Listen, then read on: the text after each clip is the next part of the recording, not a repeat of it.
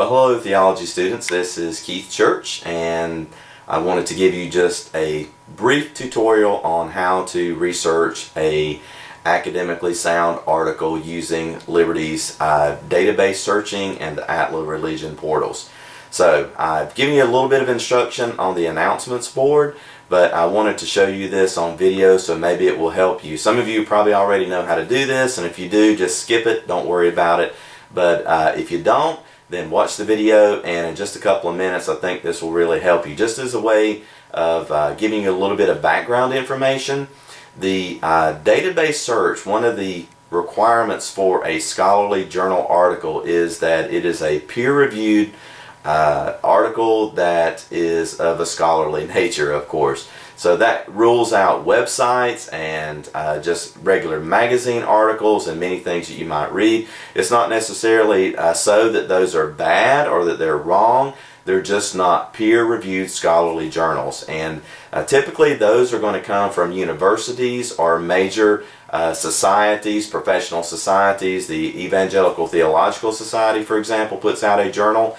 Most universities, the Harvard Review, Princeton Review, Scottish Theological Journal, Anglican, just all sorts of denominations. It goes across, but these are typically going to be your scholarly journal articles. So that's what you need to get for your research paper and for your journal article reviews and things of that nature. Now these are going to typically be more academically sound articles, more challenging articles for you to read. They're not just general interest things, but they will really benefit you in the long run as you do your academic research. So here we go. Just look over my shoulder and look at this, and I'll take you from the announcements page hopefully, and we can just do a quick search on something and show you how it's done. Okay, so what I have pulled up is the Liberty University website, and I've signed in, and this is what you're probably going to see, something of this nature. So let's click on Blackboard, and let's go to Blackboard. This particular class is Theology 510.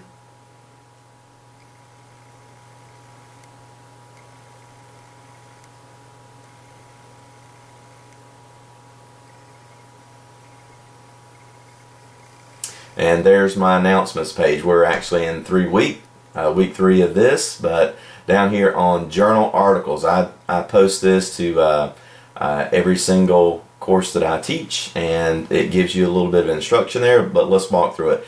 If you'll just click on this website link, you'll see this page come up. This is the research portal. You can see research portal and articles, journals, and databases. Articles, journals, and databases. And here you're going to see top multidisciplinary databases, and there's Academic Search Complete. There's other journals and other databases there rather that will show. Now these databases are search engines that are set up to search specifically in academic journal providers, and so this is a service that Liberty pays a significant amount of money to provide to all of our students, and it's a very, very important tool for us to have. So let's do Academic Search Complete. That's going to look in a multidisciplinary database across the board, and you'll see a lot of different ones that'll come up with this. Now you're going to see this window, the Academic Search Complete. That's the database. Now if we go and we want to narrow that just a little bit, it might be best to do that, and it'll let us choose a database. So instead of doing Academic Search Complete, what we're going to choose is the Atlas Religion database. This is the database that I've used all through seminary and doing all sorts of master's level and PhD research. So it is the quintessential database for our purposes. So we'll just go ahead and select that with the Atlas serials and then hit OK.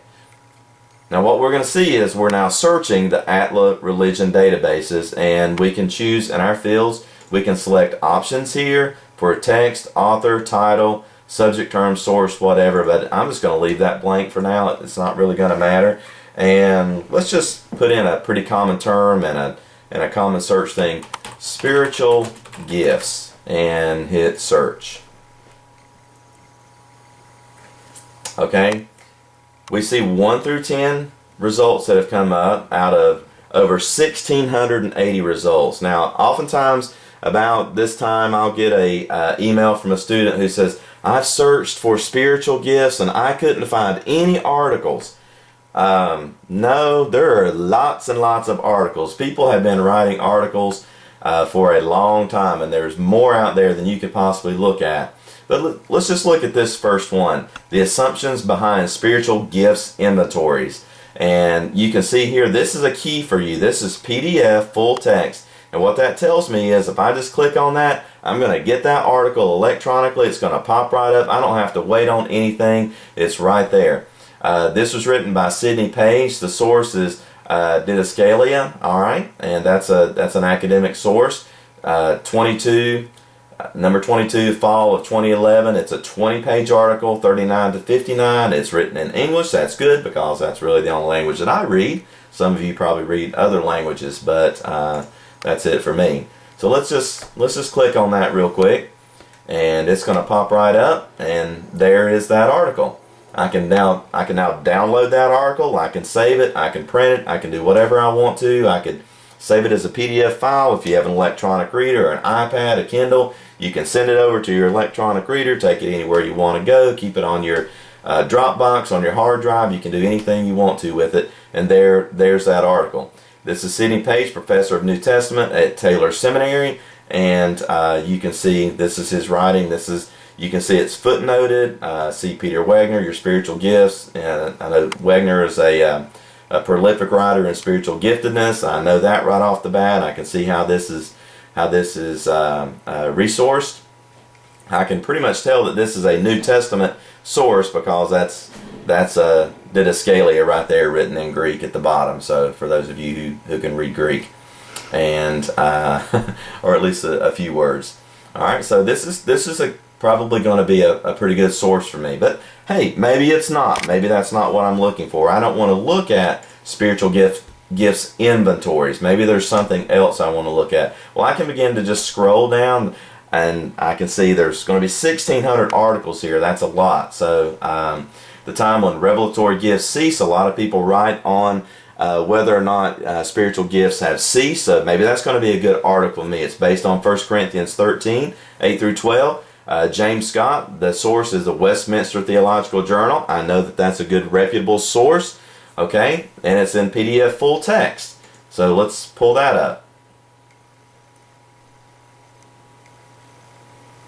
Now the other thing you may want to think about when you're looking at this, Westminster Theological is going to have a particular theological perspective. If I know that particular author, I may know that he writes from a particular theological perspective, and if you're interested in that, or that's part of writing a bibliography or a more fully annotated bibliography, you may want to look into that. James Scott, look him up, see what else he has written. What is his perspective about that? The time when revelatory gifts cease. Now, I don't know what this article says. I haven't read it yet, but we could abstract it. We could just scroll down to the bottom. A lot of times when I'm reading an article, I'll just go down and read the conclusion and see if it's anything that I'm really interested in, because these articles can be fairly detailed and fairly lengthy at times, and I can go right there. Cessationists have argued that the New Testament associates the revelatory gifts such as prophecy and tongues along with such attesting gifts as miraculous healing with the apostles and the founding of the church, and thus that these gifts ceased early in the church. However, 1 Corinthians 13, 8 through 12 has remained a thorn in the flesh for this view, etc., etc., etc. So, for those of you who are right on cessationism versus the continuation of spiritual gifts, hey, there you go. There's an article for you. That's probably going to be a good one. Again, if I look in the footnotes, you can see this is well documented. All right, he has 70 plus footnotes in a 20-page article here, and within each of those footnotes is multiple sources. And so if you're doing your research, again, you can take one article, look at the sources that author has cited, go looking for those sources, and bam, there you go. Your research is well underway, and you're going to find more than you can possibly use. There's F.F. Bruce. I've read quite a bit of things by him. He's a prolific writer. I'm going to look at some of the authors in this author's footnotes, and just see who's listed there. And as you become more and more familiar with theological reading, you'll begin to recognize your favorites as well, and people that you know and trust from your research. So again, this is probably going to be a good article. You can download it. I can click a button and there you go. I can open it. I can save that file and I can rename it, do anything I want to with it. It is immediately available. I don't have to go to the library. It's right there at the tip of my fingers, and it'll get you well underway. So I hope this has been helpful for you. If you have any questions, as always, please feel free to send me an email or give me a call, and I'll do whatever I can to help you. I hope this has been helpful to you. God bless.